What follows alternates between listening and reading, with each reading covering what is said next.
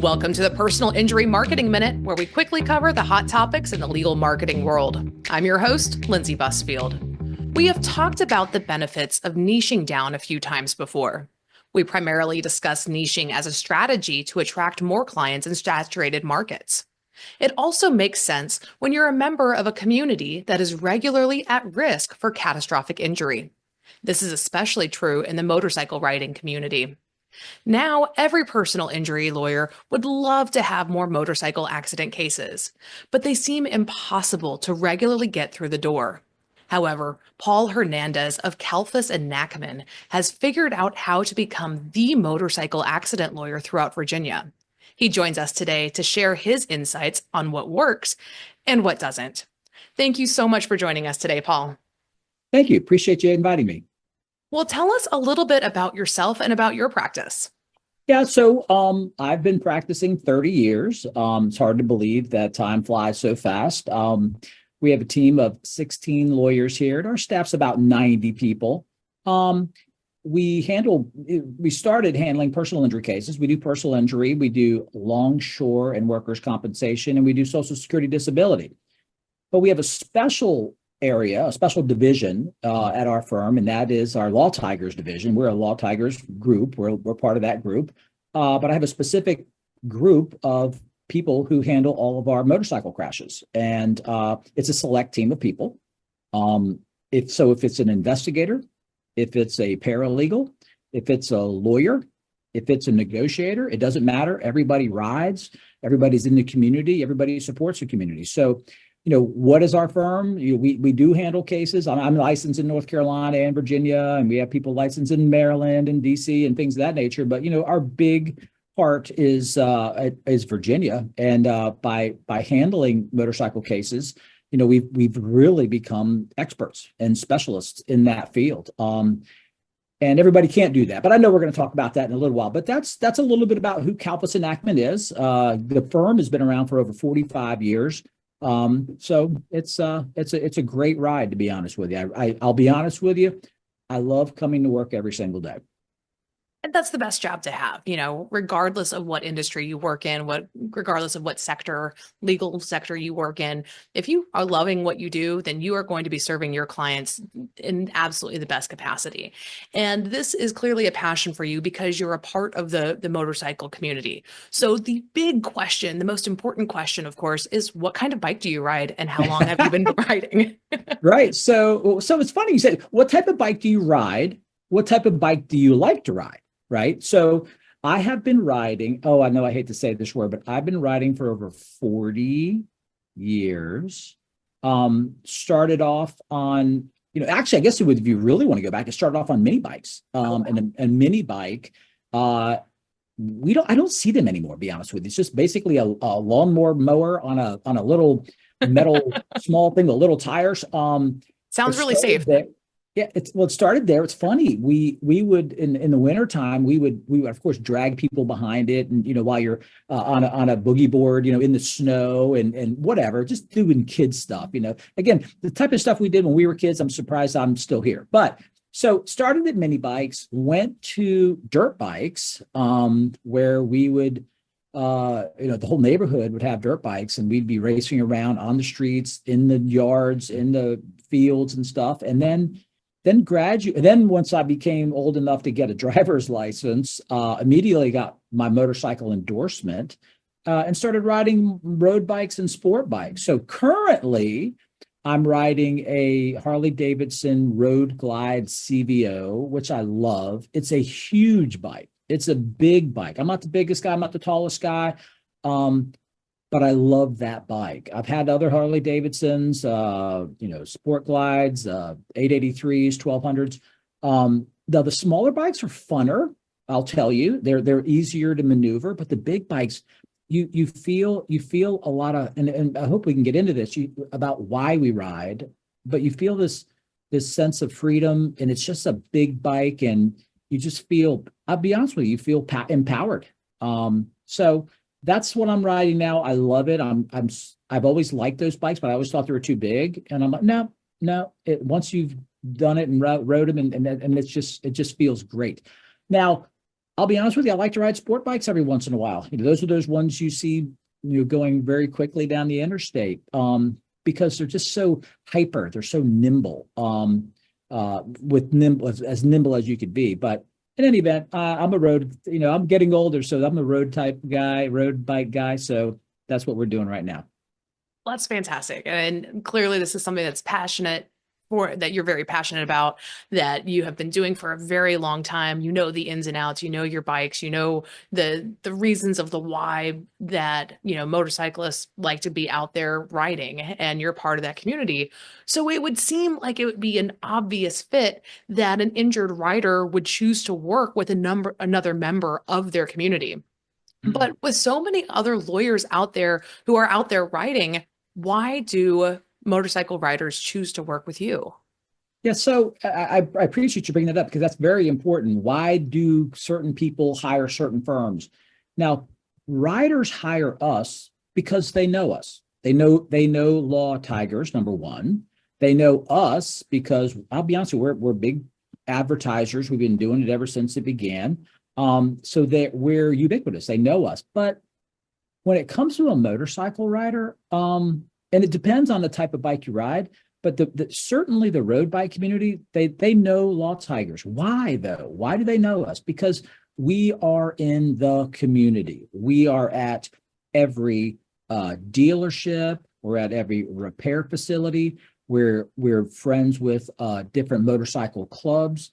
And we support the community. What does that mean? What do you mean by support the community? Number one, we're there helping and teaching and sponsoring training for new motorcycle riders and for experienced motorcycle riders. So we're in the shops, okay? We co-brand with everybody I just told you about, the dealers and the repair facilities and the motorcycle clubs, to support the community. When we have races, when we have shows, motorcycle shows, whatever we're doing, we're there sponsoring things and helping people. But why? Number one, because we love it. Okay, it is different. So I ask people. It's funny because I'll ask somebody. I said, "Hey, do you ever heard of Law Tigers?" And they'll go, "No idea." And I go, "Do you ride a motorcycle?" And they go, "No." And I go, "Done. Right? It's okay. No big deal. You don't need to know." But you ask a rider and they go, "Oh yeah, I'm familiar," because they're always out there. They're always out there. We go and do shop talks quite frequently. And again, I'll be honest with you, it takes a lot of our time, right? Because we have to have lawyers go to these different facilities, these different dealerships and clubs to talk about things that affect us, whether it's laws that help us, laws that hurt us, our ability to change the laws, and most importantly, and I will tell you this is 100% true, safety. Safety. I am a safety freak. Yes, I ride a cool bike, but I'll be honest with you, it's a beautiful pearl white. Why? I want to be seen. And I'm wearing reflective, day glow gear in the day and reflective gear at night, because at the end of the day, I want to be seen. Yeah, everybody wants to be cool on their bike, but I'd rather be cool and seen than cool and not seen and have something happen. So back to the issue of why, number one, they know us and they know we support the community. Now, that's a very interesting type of marketing. It's literally considered affinity marketing. Okay, maybe somebody markets to markets that they support cancer research. Why? Because maybe they or their spouse were afflicted with cancer, so they understand and they go. And so what happens? Other people who respect that firm, supports that cause, then they like them, right? You like riding motorcycles. I like riding motorcycles. I like you. Okay, and it's just and that's that whole connection of type of marketing or advertising. That is the best way to do it, right? Because if you do it, I do it, we like each other. So that's the kicker. Now, then there's a second half to that. And the second half to that is riders do like to hire people who ride. And it also is in that same vein of affinity, but it's also in you have walked in my shoes. You have walked in my shoes and you understand the reasons why we do specific things. So, and I'll give you one more reason why they call us, because you did a great job and they're referring their friends and family. That's we all know referral cases that come to you on referral, whether it's from other lawyers or prior clients. They're the best cases, right? They don't care about advertising or marketing or anything of that nature. They say, you know what, you need to go to Kalfas and Nachman because they did XYZ and did, PDQ. So those are the three things. They know us because we're out there everywhere and supporting the community. They're hiring us because we're one of them. And the third reason is because you did a great job for them, they're referring you their friends and family. And, these people, by the way, they're referring you cases, not just motorcycle cases. They're referring motor vehicle cases. They're referring slip and fall cases, dog bite or whatever. So, once you get in and you do a great job for somebody, that's the best way to, show that you did a great job is that they're referring you people. Well, I think all of this builds into kind of the next question that I have for you, which is the cases themselves, because everybody in this community has that common passion and they have the reasons that they do the things that they do. And nobody's going to understand that like somebody who is walking in their shoes, who's riding on the same roads in the same ways. And with that understanding, how would you categorize motorcycle accidents as being different from other types of personal injury cases? Yeah, so there's no question they're different in regards to injuries. The injuries are much more significant. I mean, riding a bike, yes, you have a helmet on in those states that require a helmet, but you don't have airbags. You don't have that nice cushy seat. You don't have seat belts. You're not surrounded by steel. So when an incident occurs, many times you're thrown from the bike and it's you against every object that's out there, whether it be the motor vehicle that turned left in front of you, whether it be the road that you're now sliding down and getting road rash. So the injuries are much more significant. And let me tell you one other thing, which you always see in these motorcycle cases. Usually the emergency room bill is extremely high. Why? Because emergency rooms, look, they're physicians. It's common sense. Emergency room doctors look at it and say, okay, motorcycle crash, or even a pedestrian crash. They understand there's not that support and that cushy things around the individual to protect them from serious injury. So they're always suspect of serious internal injuries. So they are going to light your client up. You're getting CT scans, you're getting MRIs, you're getting ultrasounds, you're getting everything in the entire world from top to bottom. So you have a lot of high medical bills in motorcycle cases. So number one, they're different because the injuries are going to be high. Number two, they're different because this is so crazy when you think about it, most riders take their injuries as secondary. They are more concerned about their bike than they are their injuries. And it's crazy because the bike is a material thing. We can get you another bike. Oh, no. That was a custom bike. That was a bike that I've spent the last 5 years customizing the way I wanted it. And now it's banged up. And what's terrible about that part of it is, even in the smallest of accidents with a motorcycle, many times the bike is going to be considered totaled because a simple bend or small fracture of anything in the frame of the bike, it's not safe at that point in time. And it costs way too much money to remove all the parts, put it on a new frame. They're like, nah, you're getting another bike, right? And you start from scratch. Is it good? Yeah. Is it good? Is it not good? Yeah. All right. So, so number one, injuries are different. Number two, the bizarre part is they care about their bike more. And then, they're different because you have to understand why people who ride motorcycles do what they do in a situation where there's an emergency, in a situation where there's a crash. People would like to think, okay, they're smaller. Okay, so they stop faster than cars. That's not true. That's not true. Bikes do not stop faster than cars. Okay, well, you're small, so you're more nimble than a car. Not really, because I don't know if you've ever seen a motorcycle. We don't have steering wheels. We have handlebars. And to turn on a bike, you lean. Okay, you lean and turn your handlebars, and we're not as limber. We can't just spin our handlebars around and go back the other direction. It doesn't work that way. So then we have to think. Okay, then the difference is, you may think, why didn't that motorcycle just stop?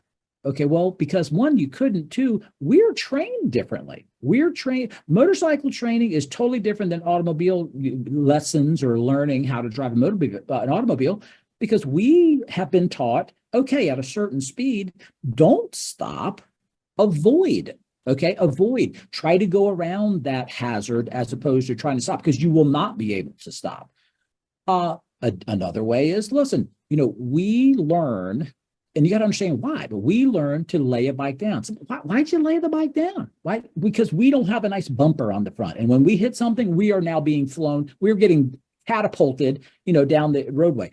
So we learn to put something of mass in between us and the offending object. So when that vehicle is turning left in front of you or pulling out of a parking lot because they didn't see us, which is the biggest joke, we are taught to lay the bike down and put that in between us and the offending object in an effort to put something between us so we don't get hurt as bad. We many times we try to avoid the harm, okay, as opposed to running into it. So in any event, so they're definitely different in those regards. And so when you really think about it, if you haven't ridden, again, we're going to talk about this because you don't have to ride to get these types of cases. But on the mental side of things, you understand why the person riding the bike did what they did, because you ride as well. And you've been down that road where somebody has come into your lane, okay, and they didn't see you. You've been there when the landscapers are blowing grass, okay, cut grass and pine straw into the roadway. Now, most people wouldn't think anything of that, but for a motorcyclist, that is essentially putting ice on the road because it's an extremely slippery substance. And we only have two wheels. We have two wheels. One other thing I wanted to say, because this is so true. I just saw this happen in a crash that happened in front of me a couple of weeks ago. This car got hit and it spun around on its axis, right? It just spun. We don't spin. If we're spinning, we are we are in trouble, right? We're the ones spinning down the roadway. So those are some of the main reasons why they're different. And those are some substantial differences. And clearly motorcycles operate very differently than cars do. And there's a different mentality of the rider when it comes to what their priority is in getting repaired. Clearly they want to get their bike repaired. And if this is a large part of their lives, which for many riders it is, their focus is getting back onto the bike and getting back onto the road again. And I would imagine that there are probably some challenges in getting your clients to attend all of their doctor's office visits or doing the right procedural things and taking time off of riding, as that might impact their case. How do you keep riders doing the right thing in terms of going to their doctor's appointments and, staying safe and making good decisions while you're still navigating the complexities of their case? Well, you said something at the beginning of that question in regard to, and I want people to understand something about motorcycle riders. Motorcycle riders don't really use a motorcycle for transportation. Okay, if we take a car, we take a bus, whatever we're doing, we're using it to get to work, to get to the store, to get whatever to go to a class, whatever. We're using that as transportation. Most motorcycle riding is not for transportation. You're going, what are you talking about? It's not for, no. Most motorcycle riding is for fun. We literally, the community says, we ride to burn gas. That's it. Now, are there some people who are using it for transportation? Yes. When the weather gets nice, yes. We're in a big military community. Our main office is in Norfolk, Virginia, and we have the largest Navy base in the entire world. And we do have a lot of military riders who use that bike for transportation. And I get that part, but most of us are not doing it. And that's another thing to understand why we do what we do. We're just out here having a good time, whether it's a ride for a charity, whether it's a Oh, honey, you need something from the store? I'll get it, right? And I want to ride my motorcycle up to the store just to get something, pick something up for her. Again, we ride to burn gas. But your question was, and it's very important. You were talking about, they most of our riders who are victims of these crashes, of course, they care about their bike first, but they also they don't look at their injuries as being that important. Why? Because I'll be honest with you, most of our injured riders are male. Okay. And I want to say we're not the brightest guys in the world. Okay. Look, all men are kind of the same. And what do I mean by that? Many guys will just say, hey, you know what? I'm going to tough it out. I'm going to rub some dirt on it and I'm going back to work. It's not until they find out that a month later, this didn't stop hurting. Maybe I need to get this looked at. And it is something, and if you're handling personal injury cases, you do understand that you need to set that case up from the beginning, because any gaps in treatment is the kryptonite to a case, especially if it happens at the beginning of the case. So if you have your rough and tumble guy who says, I just went back to work. I said, well, didn't you have these problems? Yeah, I still went to work. I had to work. I got to put food on the table, right? And did you get any treatment? No. And you have to have that sit down with them and explain. Let me explain something to you. Yes, you were hurt. Yes, we're taking care of your bike. And the number one, and I tell this to every single one of them, look, don't even look at the end. Look at, I want you to get the best medical treatment to be healed, because you may only have one opportunity for justice, okay? And you certainly only have one time you're walking on this earth in regards to who you are today. So we want to make sure you get the appropriate medical care and the best medical care. You are entitled to the best medical care. No, you don't have to go to a clinic. You should be able to go to whatever hospital you need to go to get whatever your treatment. So we literally have a sit down. Now it's all through Zoom or through telephone because very hard to get everybody in the office, but with your paralegal, with your attorney, with your negotiator, investigator, and we sit there. One, of course, we talk, mess for a little while. We talk motorcycles because we love talking motorcycles. But then we explain the importance of making sure you get the appropriate medical care. Number one, because we want you to get better. We want you to be able to provide for you and your family and things of that nature for the rest of your life. And number two, listen, as a personal injury attorney, my job is to get you the maximum compensation for your injuries. And it's all foreign to them. They don't understand how it works. They don't understand why. But part of that, and the number one thing is do you have the appropriate medical care? Have all of your injuries been identified? Did you get a surgery? Okay, let's assume you got the surgery. Did you get an estimate for the next surgery you're going to have? What do you mean the next surgery? Well, you had spinal surgery, and you're going to have a adjacent segment syndrome in 10 years from now. Or you had an injury to your knee and they did a surgery on your knee. Well, you're going to have arthritis where you're going to need a partial knee or a knee replacement. Did you get that other, that care or that estimate of care, that life care plan for that individual? And again, you talk this stuff to the guy who's riding a bike, riding a motorcycle, and they're like, well, what are you talking about? And what do I say? Okay, you do what you do. Okay, you get better, and then I'm going to do your case. Okay, but you definitely need to make sure to spend time, because they don't understand. They just think you just rub dirt on it, and those are the cards that you were dealt, and that's what you do. And that's such a challenging misconception to try to communicate through. And really, you're coming from two very different perspectives. Even though you understand where they're coming from, you need to get them on the same page as you are. And when you have those types of misconceptions, it clearly leaves your case open to some jeopardy there. But those aren't the only misconceptions that you have to deal with. What misconceptions or stereotypes from the other side are out there regarding riders that you have to combat? Well, so the first one, I appreciate you bringing it up, because there's no questions. There are what I'm just going to call it motorcycle bias.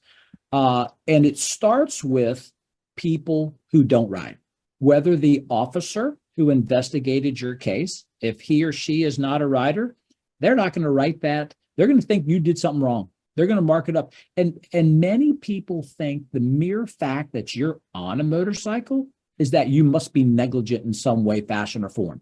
That's a death trap. That's this. And the answer is, I don't think so. That's not how it works.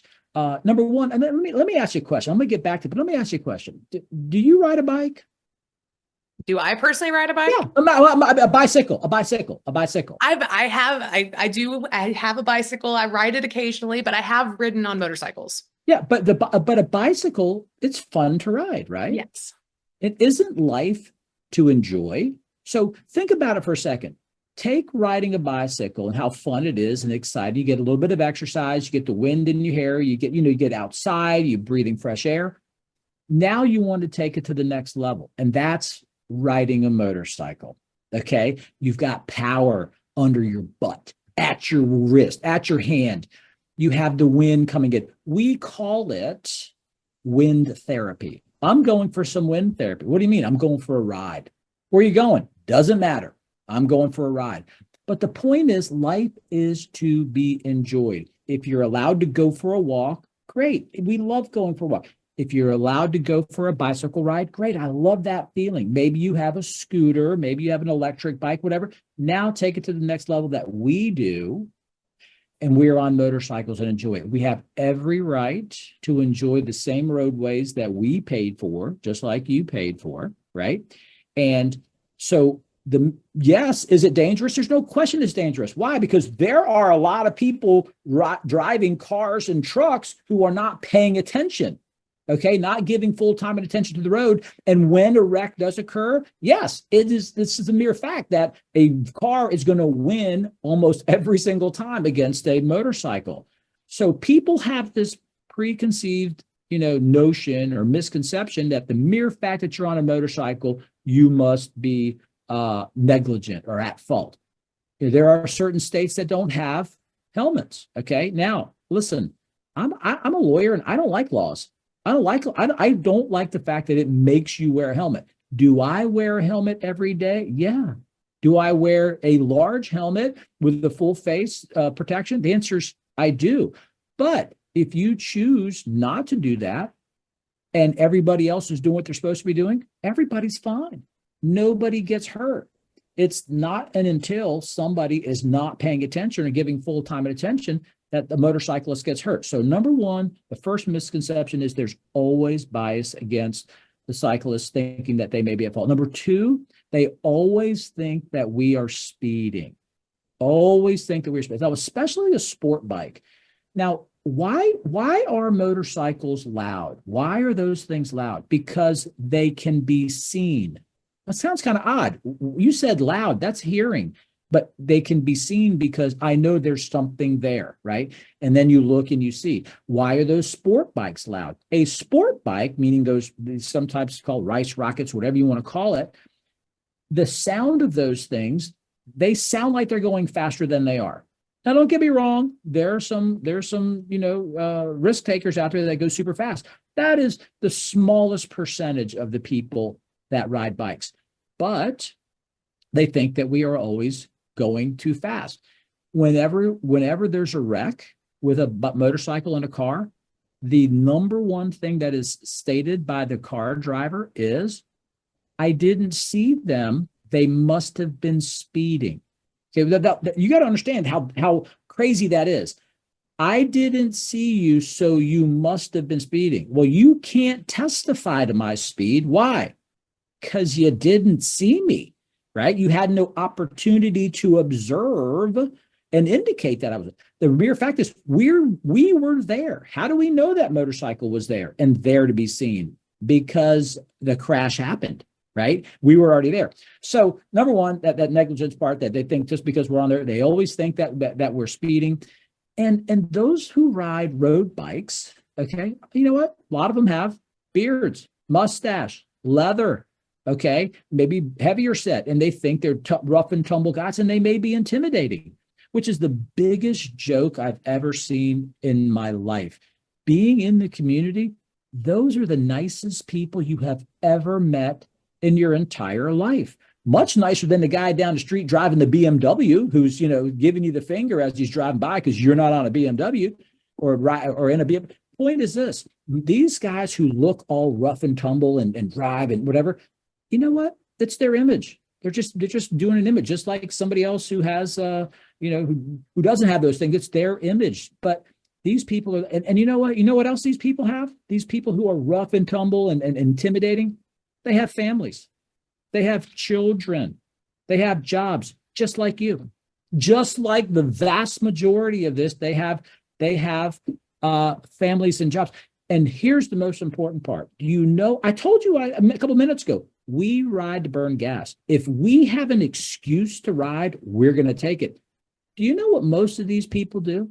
I guarantee you, most of these people are more charitable than 90% of the people in the United States. Why? Because these people do charity rides all the time. They are out there trying to drum up money for causes. Kids with cancer, kids with leukemia, kids with, whatever their condition is.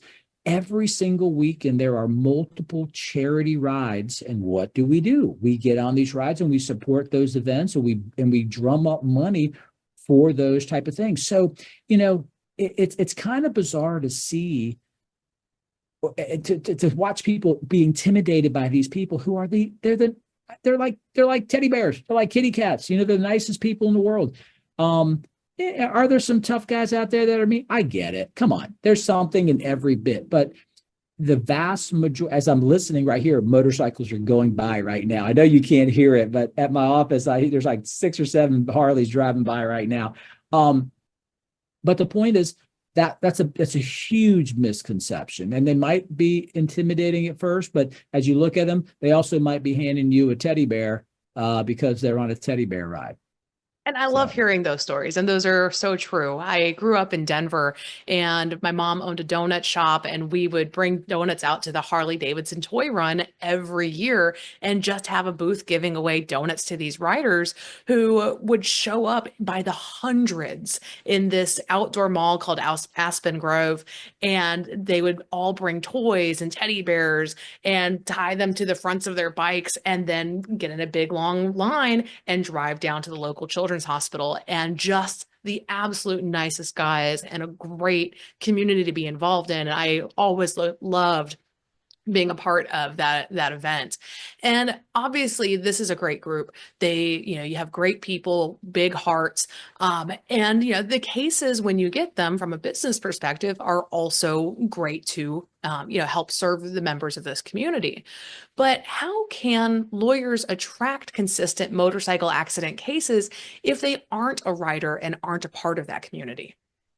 So I appreciate you bringing that up, because there are lots. I get that hesitation all the time. So you started this podcast talking about niche, right? A niche type of. Now, there is no better niche marketing handling cases than motorcycle.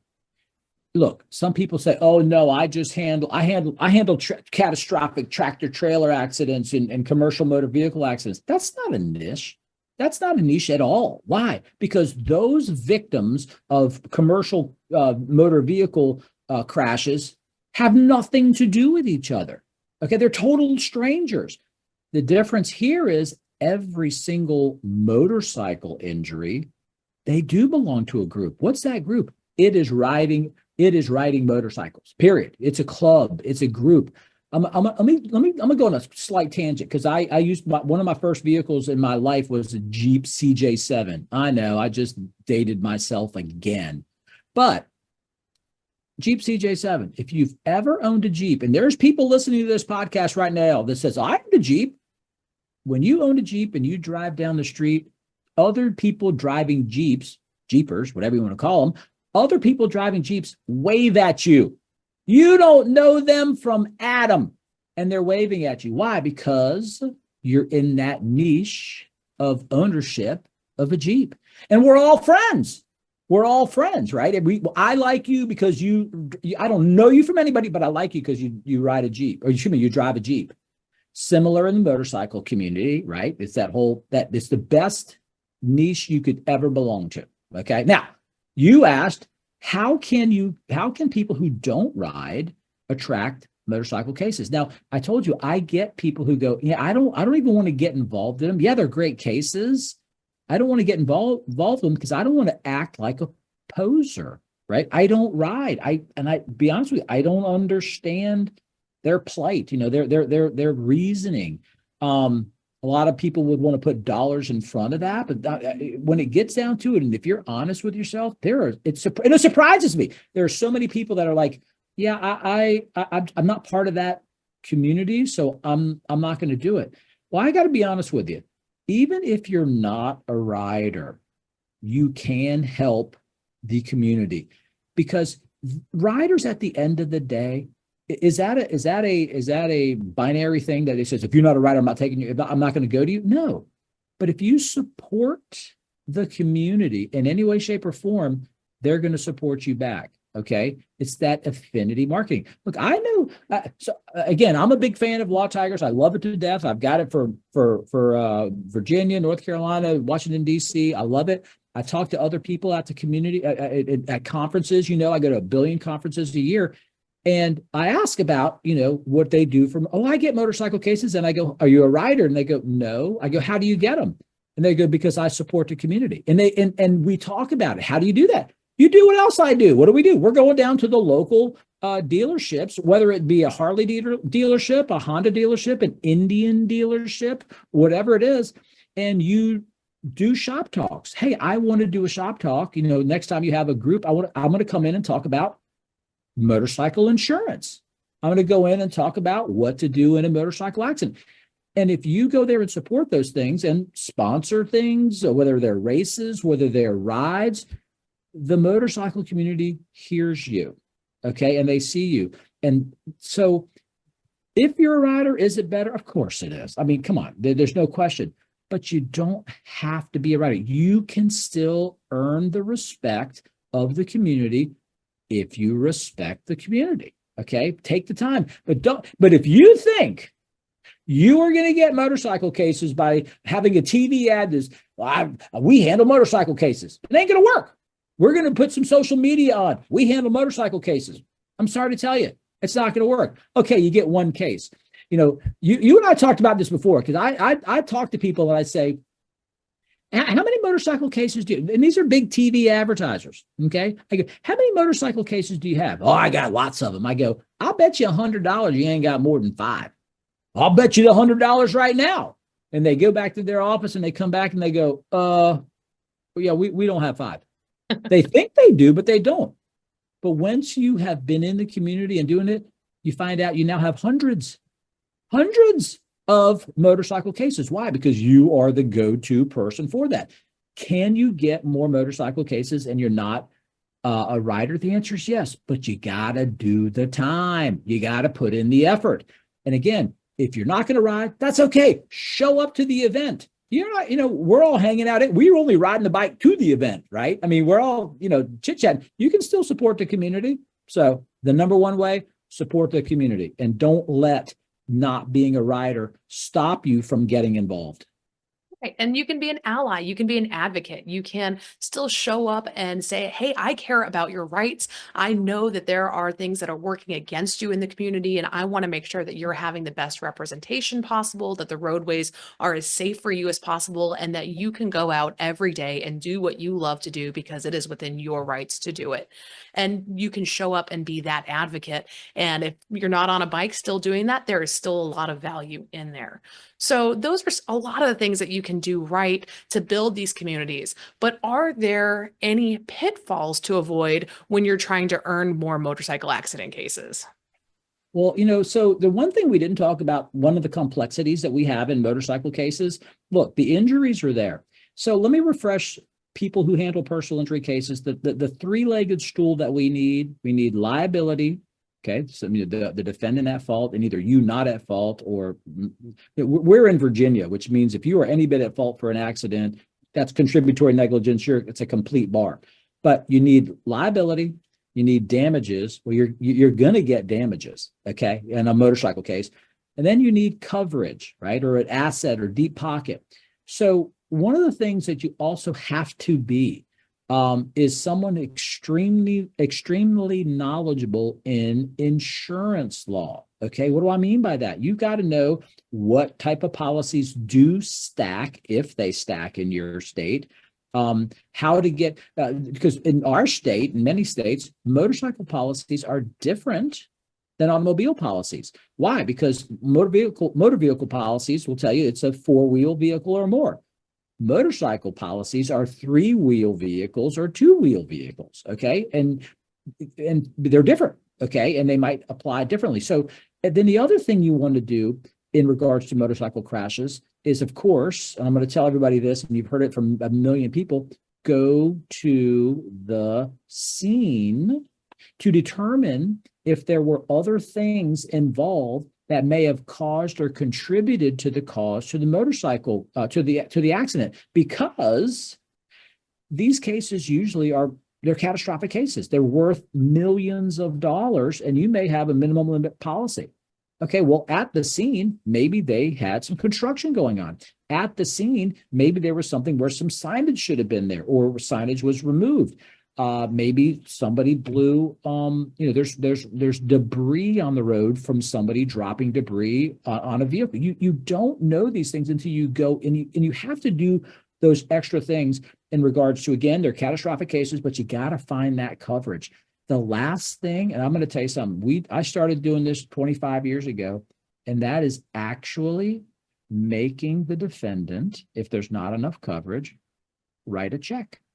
What do you mean write a check? They don't have any money. Yeah, write a check. Either I'm going to sue you and I'm going to get a judgment against you, or I'm going to sue you and you're going to file for bankruptcy, or you're going to write me a check. I'm going to tell you what that does. It's surprising how fast they find out that, oh my gosh, there's more coverage for some reason. I didn't tell you about that umbrella policy we had. Oh, really? Yeah, it's not until that defendant who caused that wreck has to actually come out of their own pocket that they miraculously find other coverage. So, so those are one of the big pitfalls. You got to understand the insurance. But, and there's also one other thing we do. We also make them all, the defendants, by the way, sign an affidavit that indicates that they were not driving for Uber or Lyft or DoorDash or Amazon Flex, delivering pizza, whatever it is, because, and you got to understand why. Those people who are doing it, they're not driving those vehicles. They're driving their own vehicle. So if you get an accident report, you have no clue what they're actually doing. There's no, unless they were wearing a red hat that said DoorDash when it happened. So, those are some big ones there. But, the other thing with a pitfall is, don't try to just resolve the case and get your money quick and do it for minimum limits and go on to the next case. We don't do that. We make sure, we're going to file suit against that individual because, again, it's 50% of the time you find out there's additional coverage or some other way to pay for it. So, again, you have to do great work for your clients. And look, you should be doing this for all your clients, right? Because you want that 5-star Google review. You want to have these people referring their friends and family. But remember, you do something right for the motorcycle community, they're gonna sing your praises. You do something wrong, bad, and I hate to tell you guys, bad news travels much faster than good news. So, and if you're not doing everything you can possibly do, and listen, every firm has this problem. Communicate with your client. Motorcycle victims, again, mostly they're men. They're not big talkers, and they don't tell you everything. Last thing I did want to say, because especially true in Virginia, because and actually other states as well, remember to ask your clients about other motor vehicles that they have, right? Because if you're in a stackable state, whether it's a motorcycle, whether it's a car, whether it's an RV, I got to tell you this one quickly, because this is, I love this story. I had a lady come walking in for a car accident case. I'm about to do a settlement conference with her. Her case was worth lots and lots of money. Unfortunately, there was only minimum limits, and we did everything we could. All we could get is minimum limits. I walk out to do the settlement conference with her, and she comes in with a Harley Davidson sweatshirt on. It says Harley Davidson down both arms. Now, this is an auto case. And I said, ma'am, are you a rider? And she goes, my husband is. And I said, oh, okay. I said, and does your husband have did he have a motorcycle on the day of the accident? She said, oh yeah, 20 years he's had a motorcycle. I said, great. Did he have insurance on it? Yes, he did. I said, well, do you remember when I asked you, were there any other policies in the household, blah, blah, blah, blah, blah? And she goes, oh, yeah, I remember, Mr. Hernandez, but the motorcycle wasn't involved in the wreck. And I went, okay. So long and short, while she sat there, before we signed the release, we found out I could attach another policy, and we just doubled her recovery. Okay, because you could stack that in Virginia in that regard. So my point is, you got to spend time with your clients. You got to spend time with your clients, and especially motorcycle guys, because look, we're guys, right? Most of them are guys, and we're not as smart as you ladies out there. Well, and absolutely, you've got to work the case and you've got to do right by your clients. As you said, the bad news is going to travel a lot faster than the good news does. And it is infinitely harder, if not impossible, to recover from doing bad work by your clients. So, well, thank you so much for joining us today. I really appreciate all the insights that you have from the heart of this industry. So thank you so much for coming and being a guest today. Appreciate it, Lindsay.